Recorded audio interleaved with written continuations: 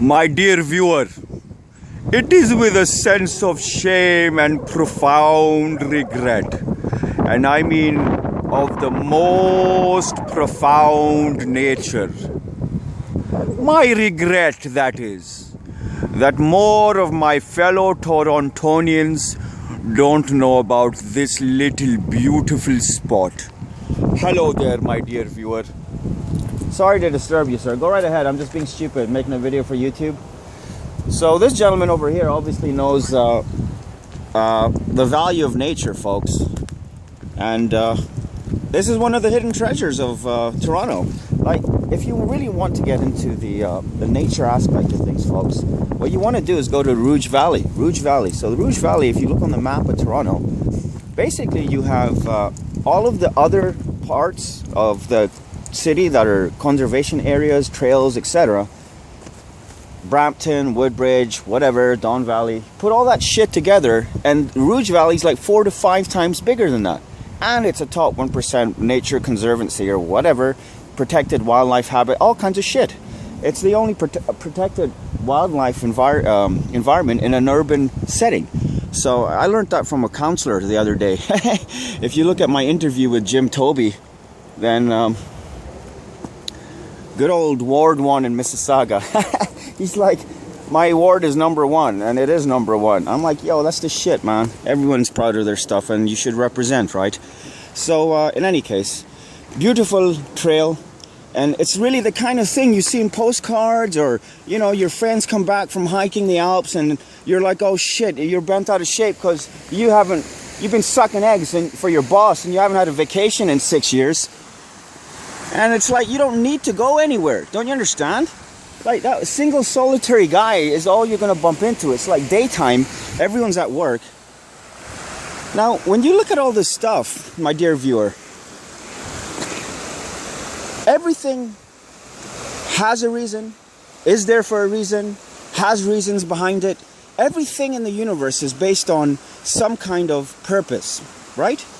The question is, where does it all lead to? Okay, so look at the ravine on the other side of the water.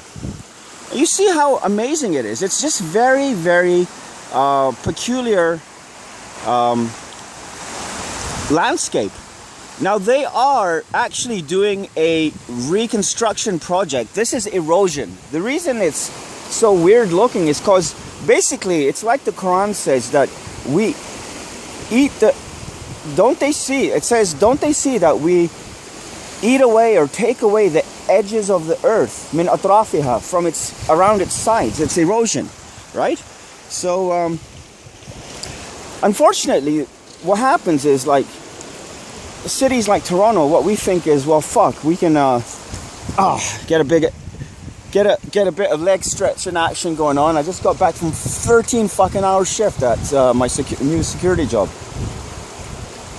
And I did 3 days in a row, so 12, 12, and 12. The last day I was so fucking bent out of shape, it took me today, it took me an extra hour to do my reporting. Thank God it's computerized. Thank God it's computerized. Thank God for IntelliGuard. Best fucking security company in the world, no question. Like, look at these pants, man. This stuff, that catches so much attention and getting so much fucking respect, makes my job so much easier, right? I'm proud to wear this IntelliGuard patch. They told me don't put this shit out there. You know, if you're in uniform or something, don't mention IntelliGuard on the internet. I don't give a fuck. They're gonna farm you one day anyway, right? So, ilallahi turjul umur, says the Quran. Umur. There's a ah and there's a ah. Ah is a and ah is also a. But ah is actually ayn in Arabic. And the ah is alif, the first letter. Most common letter of the alphabet in Arabic. So, 4 minutes, shoot, I was hoping it would be at least at 7 or 8 minutes, dearest viewer, because I know that people have a very, very, extremely short attention span, and at times the only thing saving us from falling into a mad precipice of destruction and inevitability is the simple fact that we have good coffee in Canada. Okay, ilallahi turjul umur. So, the ravine, why is it eroding? Well, it's eroding because the soil's drying. It's fallen away. It's eroding because it's raining down on that shit. It's eroding because everything in this universe is subject to a process of decay, not just evolution. Everyone's on about evolution. Evolution, my fucking nuts. Listen, I took a cue from Richard Dawkins' book, The No God, or The God Delusion. I wrote The No God Delusion. I rebutted his book. I'm trying to get it published. I don't give a fuck anymore. It's been 5 years. You can find it on my blog if you like, zaidiboy.blogspot.ca. It should be at the bottom of this freaking post.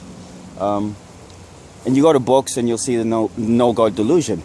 And you know what, to be honest with you, I know how to get it published. I got to print it out, I got to do a cover letter, I got to look up agents, and I got to do all this shit. And I just don't have time for that stuff, and it's been 5 years and I still haven't made time for it.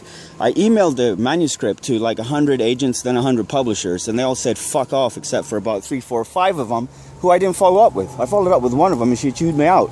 I called her on the phone. She was at like Columbia University or some shit. She seemed interested, and then she told me later on that, oh, I'm too busy and all this stuff. All it means is that she didn't believe in my book.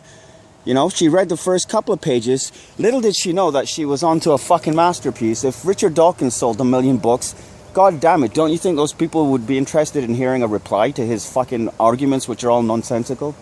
So, I believe in evolution. After having read his book, I researched it, right? I read I researched the book that you wrote. I researched the footnotes about how you used to smoke coke. Fronting like a drug-free role model, you disgust me. I know bitches who seen you smoke weed recently. You know what? There's a reason that these trees are like this. There's a reason they're bent in different shapes. It's to do with the water. It's to do with the light. It's to do with the air. It's to do with animals. There's so much going on in nature. There's so many fucking creatures below the ground here and in the bark of the trees and up at the tops. Obviously, during the winter time, everything dies, and then كذلك النشور, says the Quran. Then Allah subhanahu wa ta'ala azza wa jal brings everything back to life. All of these trees.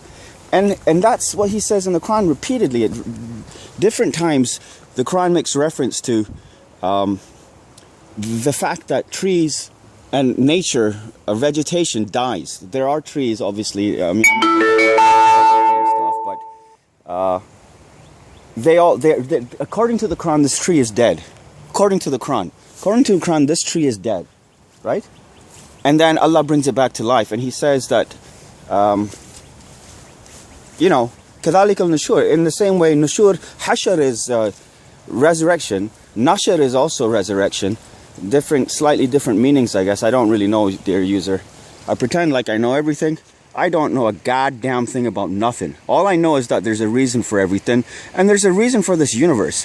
Towards Allah, everything returns. All of these reasons. So, who made this cup? Some guy. Why did he make a cup? Because we need to drink. Why do we need to drink? You go off in any direction. Why do we need to drink? Because our body needs water. Why does it need water? Because that's, at one point, you're going to have to say, that's how it's made. Why is it like that? That's because that's God. The I am, that's God. The I am, and the Alpha and the Omega and the is. You know, God is. And there's no explanation for Him. And everything else is explained by Him. So, if you understood that, congratulations. If you watched this far, but you did not understand that, and you have questions, you can leave me a nasty comment, and I'll try my best to be civil. On the other hand, if you're the kid in 2062 who stumbles on my channel and says, yo, this shit is alright. Listen, kid, remember, fucking people. Just like I told you in the last video. Don't worry about nothing. Listen, kid, if you want to lead people, you got to be a humble guy. You got to be the kind of guy who, when you walk down the street, you meet people and you like them. You get over the fact that other people are rude and obnoxious and judgmental and shitty. And remember, the nicer you are to people, the worse they are to you. It's called the law of opposites. It's something I've been thinking about, and I'll probably be writing about. But kid, on the one hand, fuck people. Don't worry about what they think or what they say or what they do, as long as it doesn't affect you. But on the other hand, you should be humble inside, and you should care about them. And if you really want to lead a lot of people, you should be a servant. Lead means to go first, right? So you're telling your fucking guys in the office to do their Excel spreadsheets. You better be the man on those sheets. You better be the guy who used to be in the office for 10 hours doing those sheets, right? See you later, kid. Anyone else, you're all right. Just don't fight.